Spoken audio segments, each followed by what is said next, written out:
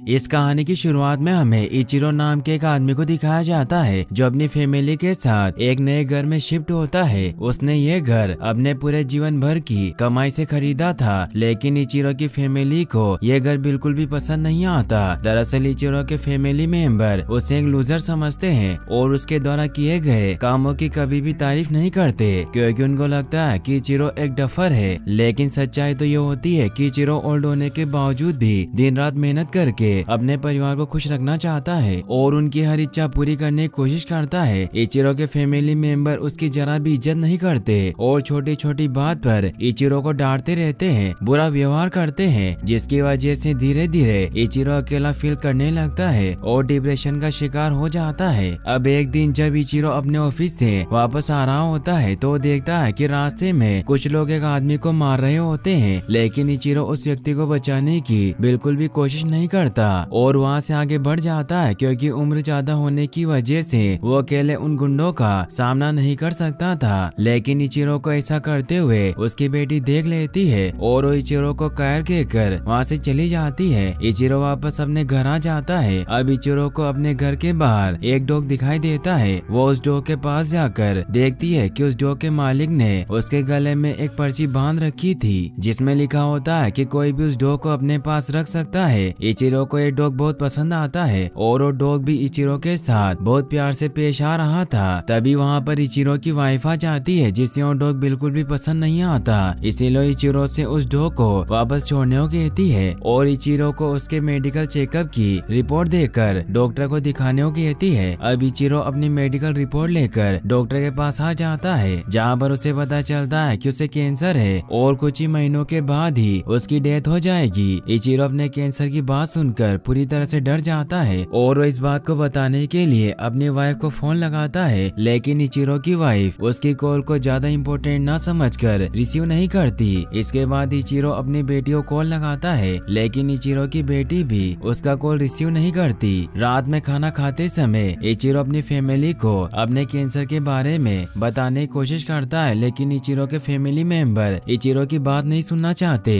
क्योंकि इचिरो उनके लिए कोई मायने नहीं रखता और वहाँ से चले जाते हैं। और इस प्रकार इचिरो अपने फैमिली को कैंसर के बारे में नहीं बता पाता। इचिरो अपने डॉग से पीछा छुड़ाने के लिए उसे दूर भेजने की कोशिश करता है, लेकिन वो डॉग इचिरो को छोड़कर वहाँ से जाने के लिए राजी नहीं होता और अब इचिरो भी डॉग को अपने पास ही रखना चाहता है। इसके बाद इचिरो की नजर पार्क में बैठे एक लड़के पर जाती है जिसका नाम हीरो होता है, लेकिन तभी ने आसमान से एक चमकदार चीज तेजी से धरती की तरफ आती हुई दिखाई देती है और अगले पल वो चीज इचिरो और हीरो के ऊपर आकर गिरती है, जिससे उन दोनों की वहीं पर डेथ हो जाती है। लेकिन अगली सुबह इचिरो खुद को एकदम स्वस्थ पाता है और उसे कुछ भी समझ नहीं आ रहा होता कि रात में उसके साथ क्या हुआ था। अब इचिरो वापस से अपने घर आ जाता है और अब वो खुद को पहले से बिल्कुल अलग महसूस कर रहा होता है, जिस बात से परेशान होकर वो वापस से अपने कमरे में आ जाता है, जहाँ पर वो देखता है कि उसके हाथ से धुआं निकल रहा है और जब वो अपनी कलाई को टच करता है तो उसके नाखून की जगह एक यूएसबी पोर्ट निकल आता है, जिसे देखकर इचिरो पूरी तरह से हैरान होता है और जब अपने गर्दन को टच करता है तो उसका सिर किसी मशीन की तरह खुल जाता है और देखते ही देखते इचिरो के पूरे बॉडी पार्ट अलग अलग हो जाते हैं, जिन्हें देखकर इचिरो पूरी तरह से हैरान होता है। दरअसल रात में जो चीज इचिरो के ऊपर गिरी थी वो कोई एस्टेरॉयड नहीं बल्कि एक एलियन शिप थी और एलियन ने इचिरो के मरने के बाद उसे एक ह्यूमैनॉइड रोबोट में बदल दिया। अगले सीन में हम हीरो को देखते हैं जिसे एलियन ने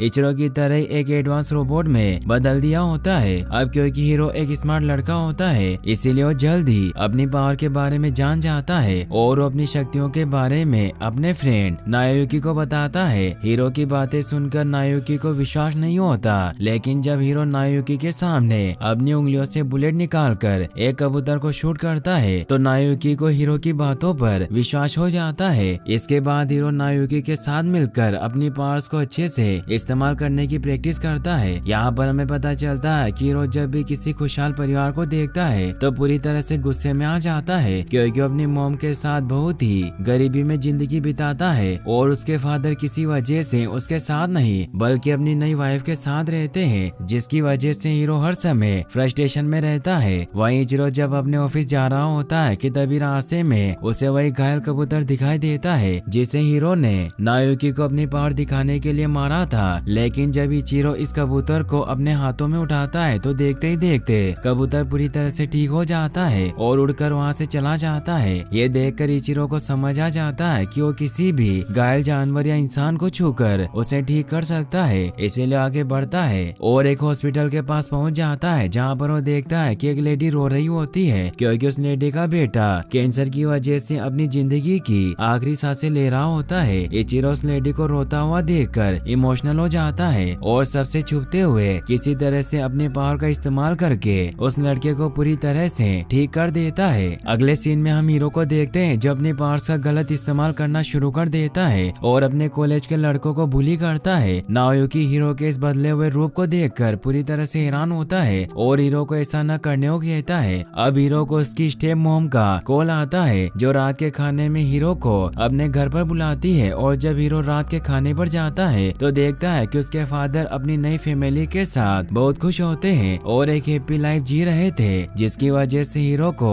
फ्रस्ट्रेशन होना शुरू हो जाता है और अपने फादर के साथ ही उनकी पूरी फैमिली को मारना चाहता है, लेकिन ऐसा नहीं करता और वापस चला जाता है। लेकिन रास्ते में हीरो को एक और हैप्पी फैमिली दिखाई देती है और इस बार हीरो खुद को रोक नहीं पाता और उस पूरी फैमिली को मार देता है। लेकिन हीरो यहीं पर नहीं रुकता बल्कि एक एक करके शहर के कई फैमिली को मार देता है, जिसकी वजह से पूरे शहर में खबर फैल जाती है कि कोई साइको किलर शहर में लोगों को बहुत ही बुरी तरह से मार रहा है। इचिरो जब यह खबर सुनता है तो बुरी तरह से डर जाता है और एक फैमिली को बचाने के लिए जल्दी से उनके घर पर आ जाता है, जहाँ पर वो देखता है कि एक लड़की के सिर में गोली लगने की वजह से उसकी वहीं पर डेथ हो गई। इचिरो अपनी पावर का इस्तेमाल करके उस लड़की को जिंदा करना चाहता है, लेकिन ऐसा नहीं कर पाता क्योंकि उसकी पावर सिर्फ जिंदा चीजों पर ही काम करती है। अब यहाँ पर हीरो भी आ जाता है जो इचिरो को मारने की कोशिश करता है, लेकिन इचिरो किसी तरह बच जाता है और जब वो हीरो को देखता है तो हीरो वहाँ से जा चुका था। अगले सीन में हम देखते हैं कि नाओयुकी हीरो से अपनी फ्रेंडशिप तोड़ देता है क्योंकि उसे पता चल गया था कि शहर में हो रहे खून कोई और नहीं बल्कि हीरो अपनी पावर्स का इस्तेमाल करके कर रहा है। नाओयुकी से फ्रेंडशिप टूटने की वजह से हीरो बहुत दुखी होता है। अगले सीन में हम इचिरो को देखते हैं जिसको उसके जॉब से निकाल दिया जाता है और जब वो वापस अपने घर आता है तो उसे पता चलता है कि उसका बेटा अब स्कूल नहीं जाना चाहता क्योंकि उसके स्कूल के लड़के उसे बुली करते हैं और इचिरो की बेटी भी अब कॉलेज नहीं जाना चाहती। वहीं इचिरो की वाइफ अब उसे तलाक देना चाहती है क्योंकि उसको लगता है कि इचिरो किसी काम का नहीं है। इचिरो इन सब चीजों से पूरी तरह से फ्रस्ट्रेट हो जाता है और अकेले में रोने लगता है कि तभी उसे नाओयुकी की आवाज सुनाई देती है जो हीरो के शहर में खून करने की वजह से बहुत दुखी होता है। नाओयुकी की आवाज सुनकर इचिरो अपनी पावर्स का इस्तेमाल करके जल्दी से नाओयुकी के पास पहुंच जाता है। इसके बाद नाओयुकी इचिरो को हीरो के बारे में सारी बातें बता देता है कि किस प्रकार हीरो अपनी पावर्स का इस्तेमाल करके लगातार खून कर रहा है, जिससे वो बहुत दुखी है क्योंकि वो नहीं चाहता कि हीरो कोई गलत काम करे। नाओयुकी की बात सुनकर इचिरो से कहता कि तुम चिंता मत करो, मैं हीरो को ऐसा करने से रोकूंगा। इसके बाद इचिरो नाओयुकी के साथ मिलकर अपनी पावर्स का इस्तेमाल करना सीखता है क्योंकि अभी तक उसे अपनी पावर्स का अच्छे से इस्तेमाल करना नहीं आता था। अब प्रैक्टिस के दौरान इचिरो जब पानी पीता है तो उसकी बॉडी में बदलाव आना शुरू हो जाता है और अगले पल वो पूरा पानी नाओयुकी के ऊपर स्प्रेड कर देता है और यहाँ पर इचिरो को पता चल जाता है कि अब वो पहले की तरह पानी नहीं पी सकता। अगले सीन में हम हीरो को देखते हैं जो अपनी मॉम के साथ कहीं जा रहा होता है कि तभी वहाँ पर पुलिस ऑफिसर्स आ जाते हैं जो हीरो को गिरफ्तार करना चाहते हैं क्योंकि उनको पता चल गया था कि शहर के सारे खून हीरो ने ही किए हैं। लेकिन हीरो बहुत से ऑफिसर्स को घायल करने के बाद अपनी पावर्स का इस्तेमाल करके उड़कर वहाँ से चला जाता है और अपनी गर्लफ्रेंड के घर पर आ जाता है। लेकिन जब वो टीवी पर आ रही न्यूज को देखता है तो पूरी तरह से हैरान होता है क्योंकि उसके जाने के बाद मीडिया वाले उसकी मॉम से बहुत सारे सवाल पूछ रहे होते हैं, जिससे परेशान होकर हीरो की मॉम सुसाइड कर लेती है। हीरो अपनी मॉम की मौत से बहुत दुखी होता है और अब उन सभी लोगों को मारना चाहता है जिनकी वजह से उसकी मॉम ने सुसाइड किया। इसीलिए उन सभी लोगों के कंप्यूटर और मोबाइल फोन हैक करके अपनी पावर्स की मदद से उन सभी को मार देता है। अब हीरो की गर्लफ्रेंड को भी पता चल जाता है कि शहर में हो रही मौतों का जिम्मेदार हीरो है, लेकिन वो हीरो को ऐसा करने से नहीं रोकती क्योंकि उसको लगता है कि हीरो ये सब अपनी मॉम की मौत से दुखी होने की वजह से कर रहा है और जल्दी नॉर्मल हो जाएगा। अगले सीन में हम इचिरो को देखते हैं जो अपनी फैमिली को समझाने की कोशिश करता है कि वो कंप्यूटर और मोबाइल मोबाइल फोन का इस्तेमाल ना करें, नहीं तो हीरो उन्हें मार देगा। लेकिन इचिरो के फैमिली मेंबर्स उसकी बातों पर ज्यादा ध्यान नहीं देते और वहाँ से चले जाते हैं। वहीं दूसरी तरफ हीरो अब से किसी को ना मारने का वादा करता है कि तभी वहाँ पर पुलिस ऑफिसर्स आ जाते हैं, जो बिना कुछ सोचे समझे हीरो के ऊपर गोलियां चलाना स्टार्ट कर देते हैं। लेकिन हीरो किसी तरह से बच जाता है, मगर उसकी गर्लफ्रेंड इस गोलीबारी में मारी जाती है। अपनी गर्लफ्रेंड की मौत से हीरो पूरी तरह से गुस्से में आ जाता है और वहाँ पर मौजूद सारे ऑफिसर्स को मार गिराता है। लेकिन हीरो यही नहीं रुकता, बल्कि अब वो शहर के सभी लोगों को मारना चाहता है। इसीलिए वो शहर के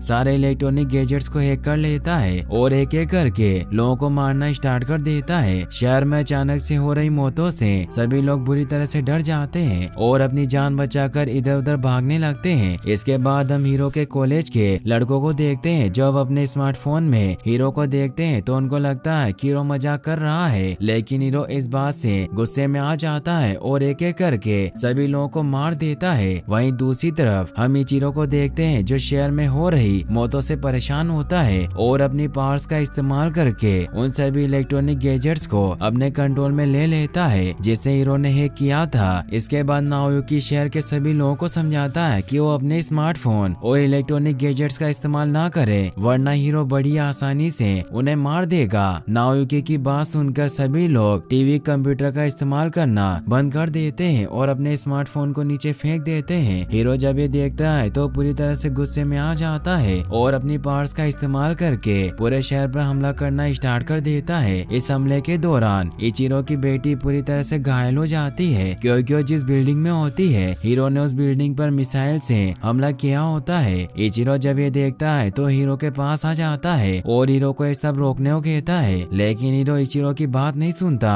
और इचिरो के ऊपर ही हमला कर देता है। हीरो के हमले से बचकर इचिरो वहाँ से भागने लगता है और हीरो उसका पीछा करने लगता है। अब भागने के दौरान इनके बीच में एक हेलीकॉप्टर आ जाता है और हीरो उस हेलीकॉप्टर को क्रैश करके उसके पायलट को मारना चाहता है। लेकिन इससे पहले क्यों ऐसा करता, इचिरो वहाँ आकर किसी तरह उस पायलट को बचा लेता है। अब हीरो एक बार फिर से इचिरो का पीछा करने लगता है और इनके बीच में काफी देर तक फाइट होती है। यहाँ पर इचिरो को पता चल जाता है कि हीरो से कहीं ज्यादा पावरफुल है और वो हीरो को नहीं हरा सकता, इसीलिए वो हीरो को काफी देर तक अपने पीछे भगाता है, जिसकी वजह से हीरो थक कर पानी पी लेता है और अब पानी पीने की वजह से बहुत जल्द वो कमजोर पड़ने वाला होता है, क्योंकि एक मशीन होता है। लेकिन पानी के उसकी बॉडी में रिएक्शन करने में कुछ समय बाकी था। इसी दौरान हीरो इचिरो पर हमला करके उसे स्पेस में ले आता है, जहाँ पर वो इचिरो को मारने वाला होता है कि तभी हीरो के द्वारा पिया गया पानी अपना कमाल दिखाना शुरू कर देता है और हीरो पिए गए पानी को इचिरो के ऊपर स्प्रेड करने के साथ ही कमजोर होना शुरू हो जाता है। और इस मौके का फायदा उठाकर इचिरो हीरो पर एक जोरदार वार करता है, जिससे हीरो की वहीं पर डेथ हो जाती है। इचिरो वापस से अपनी बेटी के पास आ जाता है, जहाँ पर उसकी बेटी उसकी लाइफ की अंतिम सांसें ले रही थी। लेकिन इचिरो अपनी पावर्स का इस्तेमाल करके उसे ठीक कर देता है कि तभी वहाँ पर हीरो आ जाता है, जो अभी भी जिंदा होता है और वो इचिरो पर हमला करके उसे घायल कर देता है और उसकी बेटी को शूट कर देता है, जिसकी वजह से इचिरो की बेटी की हालत बहुत खराब हो जाती है। मगर हीरो उसे पूरी तरह से मारने के लिए बिल्डिंग से नीचे फेंकने लगता है। इचिरो इस समय पूरी तरह से घायल होता है और वो हीरो से कहता है कि उसे मार दे, मगर उसकी बेटी को छोड़ दे।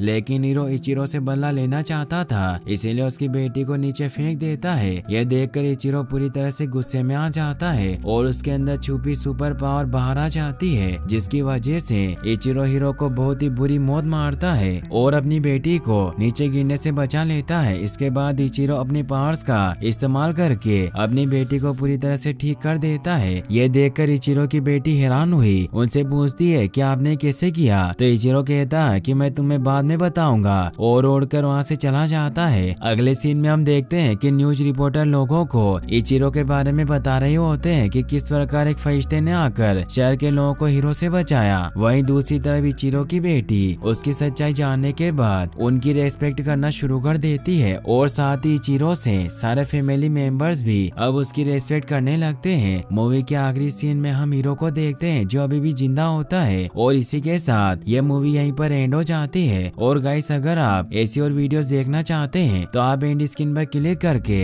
इस वीडियो को भी वॉच कर सकते हैं। साथ ही इस वीडियो को लाइक और चैनल को सब्सक्राइब करने के लिए आपका तहे दिल से शुक्रिया। Thanks for watching.